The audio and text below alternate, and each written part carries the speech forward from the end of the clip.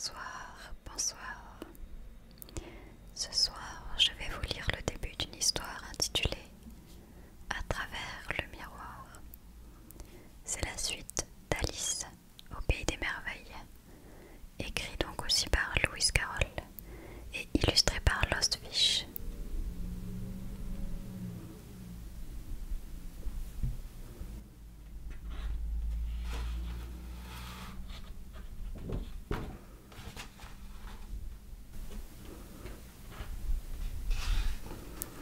Donc on a le sommaire, une illustration avec les deux reines, une préface, une grande illustration. Alors le début, ça c'est un petit peu un résumé de l'histoire, donc je ne vais pas le lire non plus.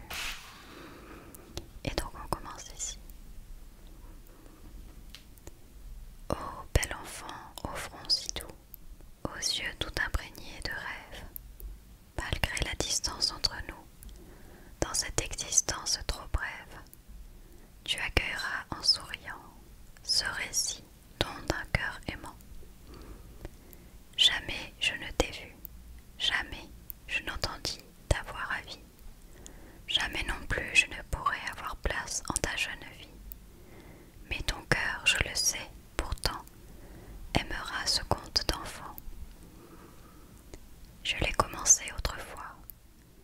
Le clair soleil dardait sa flamme, et la cadence de ma voix suivait la cadence des rames. C'est en vain qu'ont passé les ans, ma mémoire défie le temps.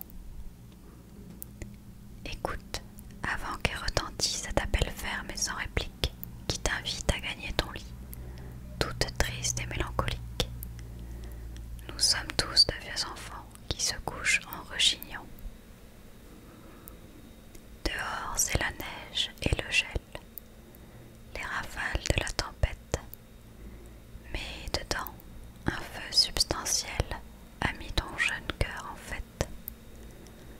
Fasciné par les mots troublants, tu mépriseras l'ouragan, même si l'ombre d'un soupir vient à passer sur cette histoire.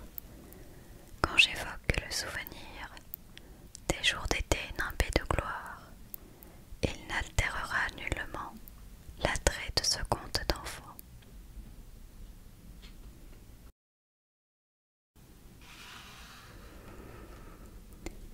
Chapitre 1. La maison du miroir. Ce qu'il y a de sûr, c'est que la petite chatte blanche n'y fut pour rien. C'est la petite chatte noire qui fut la cause de tout. En effet, il y avait un bon quart d'heure que la chatte blanche se laissait laver la figure par la vieille chatte, et somme toute, elle supportait cela assez bien. De sorte que, voyez-vous, il lui aurait été absolument impossible de tremper dans cette méchante affaire. Voici comment Dinah s'y prenait pour laver la figure de ses enfants. D'abord, elle maintenait la pauvre bête en lui appuyant une patte sur l'oreille. Puis,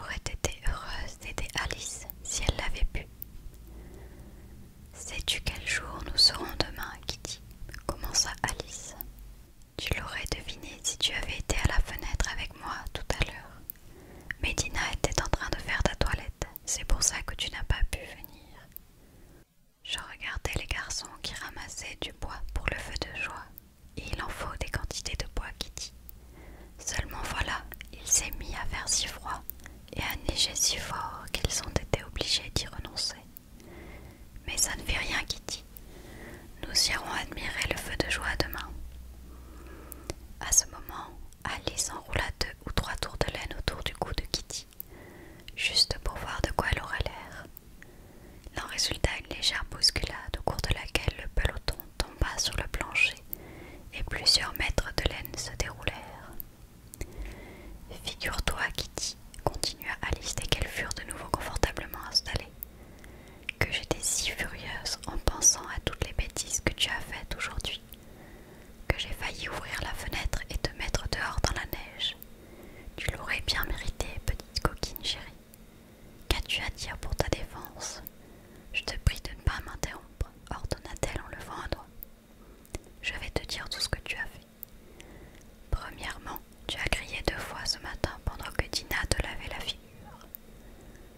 Inutile d'essayer de nier, Kitty, car je t'ai entendu. Comment? Qu'est-ce que tu dis?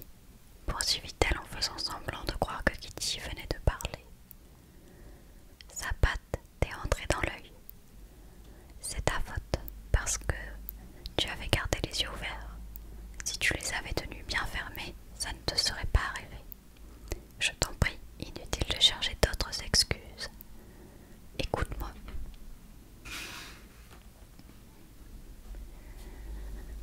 Deuxièmement, tu as tiré Personnage en arrière par la queue, juste au moment où je venais de mettre une soucoupe de lait devant elle. Comment? Tu dis que tu avais soif. Et comment sais-tu si elle n'avait pas soif, elle aussi? Enfin, troisièmement, tu as défait mon peloton de laine pendant que je ne te regardais pas. Ça fait 3 sottises, Kitty, et tu n'as encore été punie pour aucune des 3. Tu sais que je réserve toutes tes punitions pour mercredi en 8. Si on réservait toutes mes punitions à moi, continua-t-elle, plus pour elle-même que pour Kitty, qu'est-ce que ça pourrait bien faire à la fin de l'année? Je suppose qu'on m'enverrait en prison quand le jour serait venu. Ou bien, voyons, si chaque punition consistait à se passer de dîner, alors quand ce triste jour serait arrivé, je serais obligée de me passer de 50 dîners à la fois. Mais après tout, ça me serait tout à fait égal. Je préférerais m'en passer plutôt que de les manger.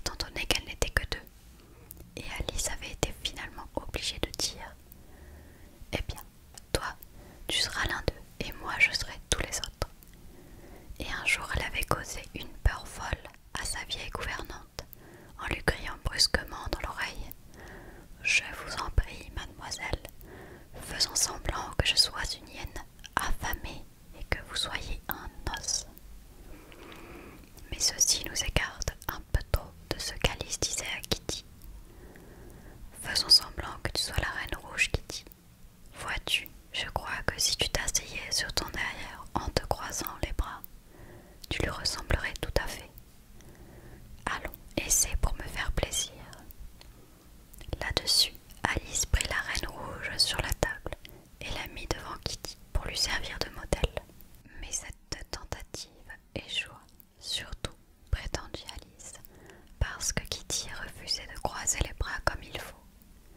Pour la punir, Alice la tint devant le miroir afin de lui montrer comme elle avait l'air boudeur. « Et si tu n'es pas sage tout de suite, ajouta-t-elle, je te fais passer dans la maison du miroir. Qu'est-ce que tu dirais de ça? » Allons, Kitty, si tu veux bien m'écouter au lieu de bavarder sans arrêt, je vais te dire tout ce que je pense de la maison du miroir. D'abord, il y a la pièce que tu peux voir dans le miroir. Elle est exactement pareille à notre salon, mais les choses sont en sens inverse. Je peux la voir tout entière quand je grimpe sur une chaise, tout entière sauf la partie qui est juste derrière la cheminée. Oh, je meurs d'envie de la voir. Je voudrais tant savoir s'ils font du feu en hiver. Vois-tu, on n'est jamais vraiment fixé à ce sujet, sauf quand notre feu se met à fumer, car alors la fumée monte aussi dans cette pièce-là.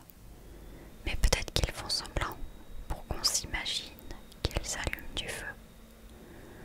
Tiens, tu vois, les livres ressemblent pas mal à nos livres, mais les mots sont à l'envers. Je le sais bien parce que j'ai tenu une fois un de nos livres devant le miroir, et quand on fait ça, ils tiennent aussi un livre dans l'autre pièce. Aimerais-tu vivre dans la maison du miroir, Kitty?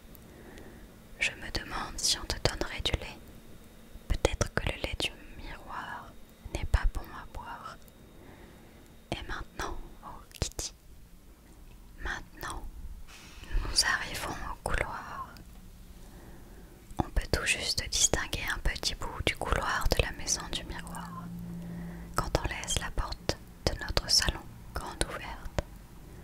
Ce qu'on aperçoit ressemble beaucoup à notre miroir à nous, mais vois-tu, peut-être qu'il est tout à fait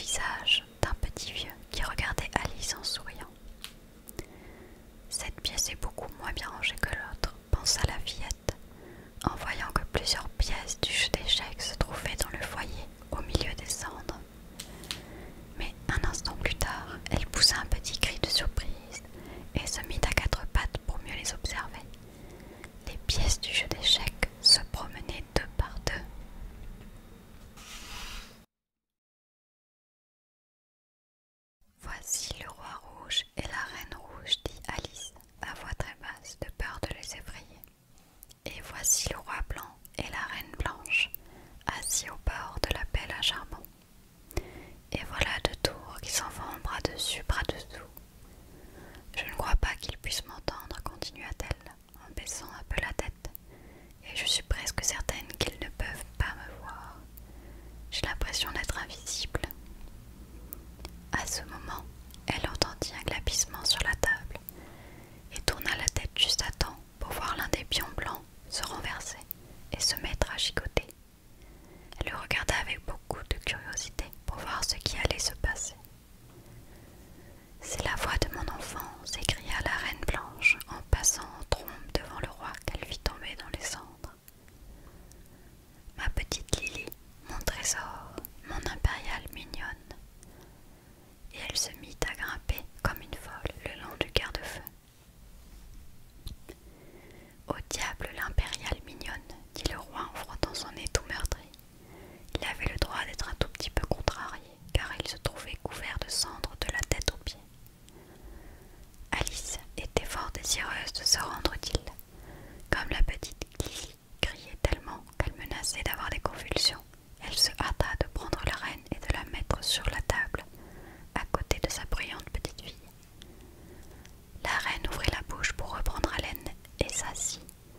Ce rapide voyage dans les airs lui avait complètement coupé la respiration, et pendant 1 ou 2 minutes, elle ne put rien faire d'autre que serrer dans ses bras la petite Lily, sans dire un mot. Dès qu'elle eut retrouvé son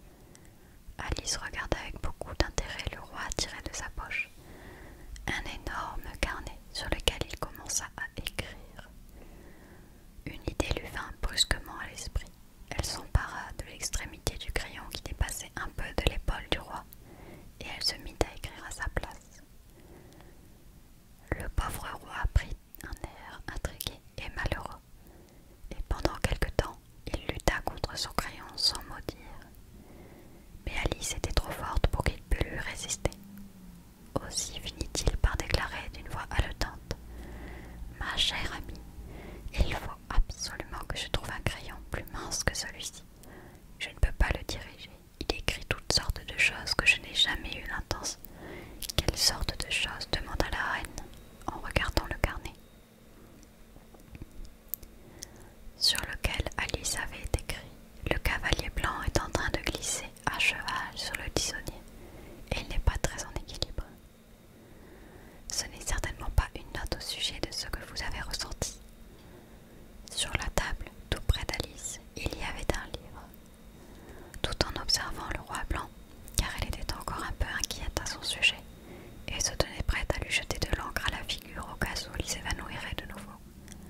Elle se mit à tourner les pages pour trouver un passage qu'elle pût lire, car c'est écrit dans une langue que je ne connais pas, se dit-elle.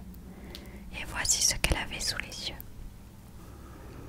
Elle se cassa la tête là-dessus pendant un certain temps, puis, brusquement, une idée lumineuse lui vient à l'esprit. Mais bien sûr, c'est un livre du miroir. Si je le tiens devant un miroir, les mots seront de nouveau comme ils doivent être. Et voici le poème qu'elle lut. Jabberwocky. Il était gris l'heure, et les slictueux doves giraient sur la loindre et vriblaient. Toufflivoreux allaient les borogoves, les verchons fourgus bourniflés. Prends garde au Jabberwock, mon fils, à sa gueule qui mord, à ses griffes qui happent, car l'oiseau jube et laisse en paix le frumieux Bandersnatch. Le jeune homme, ayant pris sa vorpaline épée, cherchait longtemps l'ennemi manxiqué. Puis, arrivé près de l'arbre d'épée, pour réfléchir un instant s'arrêter.